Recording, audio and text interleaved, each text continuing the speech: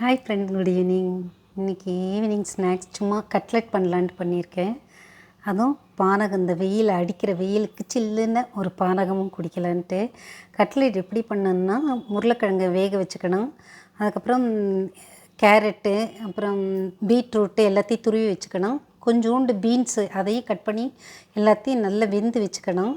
நான் கொஞ்சம் காலிஃப்ளவரும் கொஞ்சோண்டு போட்டு எல்லாத்தையும் வெங்காயம், இஞ்சி, பூண்டெல்லாம் வதக்கிட்டு, இந்த வெந்த காயையும் கொஞ்சம் வதக்கிட்டு, அதுக்கப்புறம் அதில் கொஞ்சம் கரம் மசாலா, கொஞ்சம் உரப்பு பொடி, உப்பு எல்லாத்தையும் போட்டு நல்லா ஒரு மேஷ் பண்ணிவிட்டு, அதில் மைதா மாவு இருந்தால் மைதா மாவில் டிப் பண்ணிக்கலாம்.